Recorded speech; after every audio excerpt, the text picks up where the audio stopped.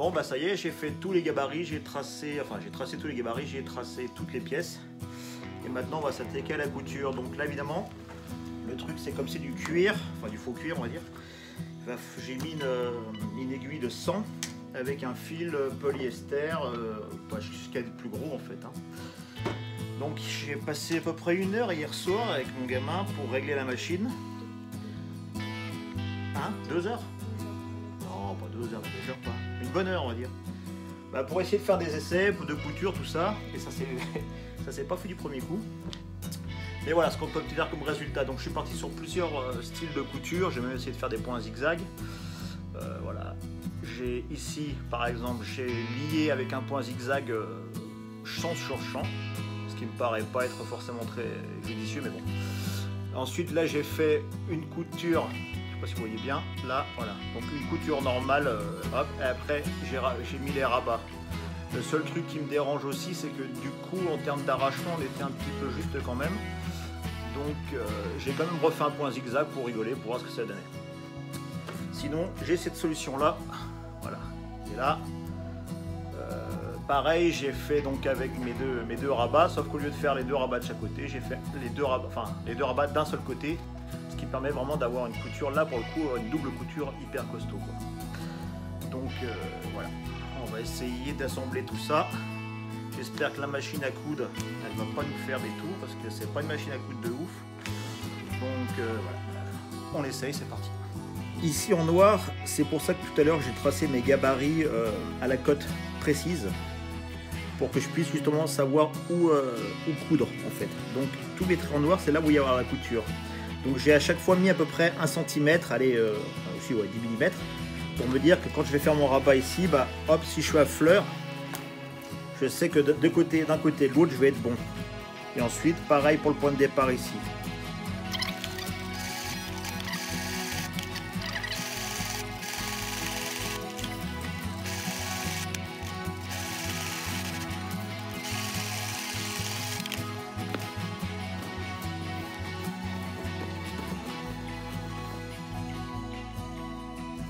Bon alors là on se retrouve dans une autre difficulté tout à l'heure, c'était différent parce qu'on avait une pièce à gauche et une pièce à droite.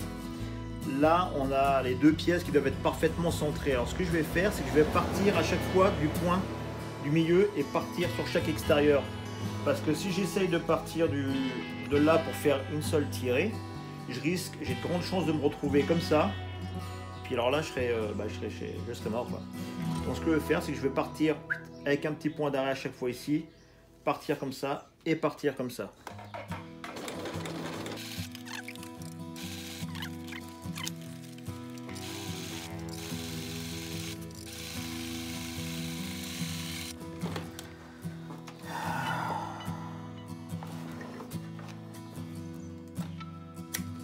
Pas trop vilain. Allez, on va attaquer l'autre côté. Bon, bah il y a toujours un côté qui va mieux que l'autre. Là, j'espère que ça va aller.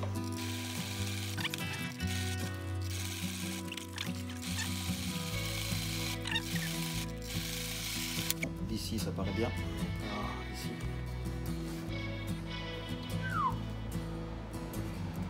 C'est pas mal. Dans pas longtemps, je pouvais m'asseoir dessus. Alors maintenant, il faut que je lui fasse une finition de couture. Parce que là, j'ai juste fait l'assemblage. Alors la finition de couture, je pense que je vais la... Par contre, ça fait peur parce que dans le virage, je vais réussir à prendre comme ça. De toute façon, la finition de couture, je vais la faire par-dessus. Pour voir déjà ce que je fais. Peut-être par là, comme ça, tout simplement. Là, ça fait peur, hein.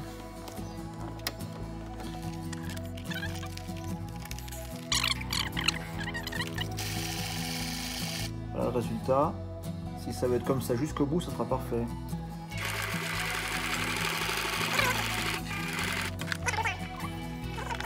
Alors derrière, je vais faire des petites entailles pour que le virage s'amorce plus facilement.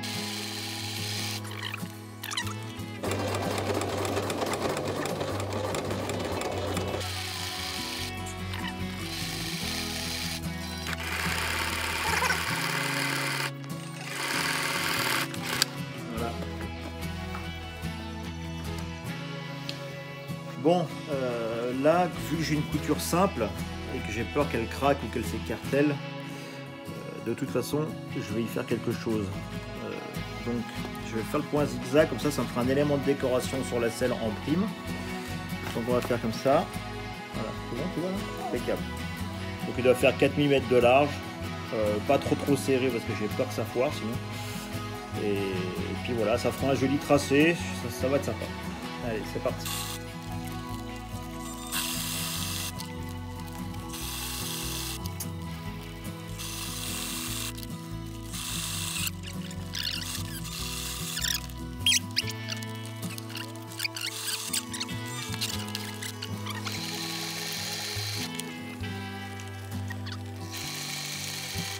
Alors quand vous faites ce genre de choses, surtout avant de démarrer, n'oubliez pas de vérifier la canette, qu'elle soit suffisamment chargée, parce que si ça s'arrête en plein milieu, c'est la merde. C'est pareil, ça va être un peu dommage.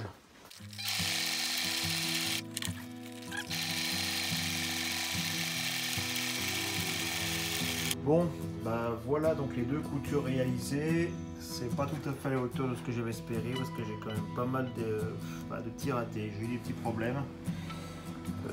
Compte tenu que la machine à coudre qui est quand même pas non plus une machine à coudre du Carrefour pour pas citer, on fait ce qu'on peut avec ce qu'on a, mais voilà, à 160 sur l'autoroute on n'y verra plus. Tu m'étonnes. À l'origine il y avait déjà un petit trou ici, mais moi je vais en faire 2, voilà, un de chaque côté, ici et ici. Voilà.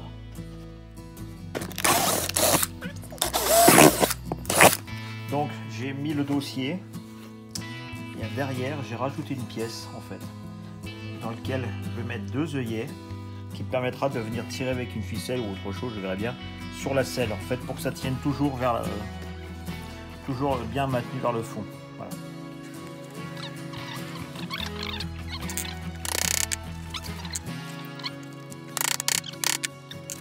Bon voilà, ça avance. Il nous reste plus que les 2 coutures principales à faire, les 2 dernières, rejoindre les 2 pièces là, celle-là et celle-là, avec la numéro 3. Ah, ça fait des choses. Quoi, ça fait quoi des Hein, quoi? Des selles de moto.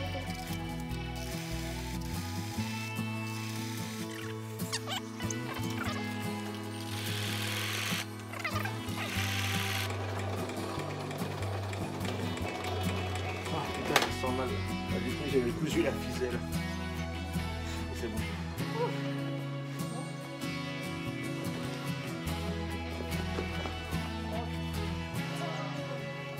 C'est pas si pire hein. Voilà, j'ai terminé de coudre toutes les pièces. Bon maintenant il y a des plis un peu partout, mais je pense que normalement ça devrait tout pareil quand j'aurai tout tendu. Voilà, les doubles coutures. Je suis assez content, même s'il y a des points des fois qui ont un petit peu patiné. Ceci dit, il m'aura coûté 25 € de tissu.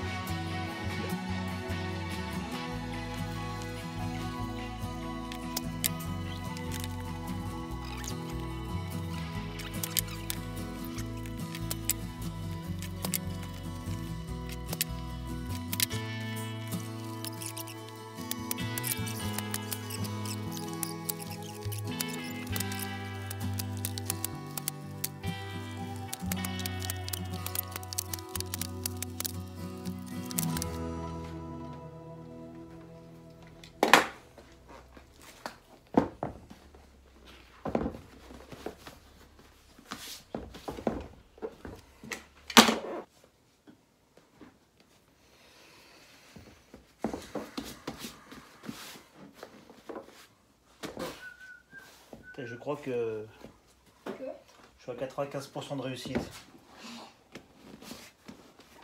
Il aurait juste eu les coutures, si elles avaient été un petit peu plus nettes, mais bon. Je dis 97 moi.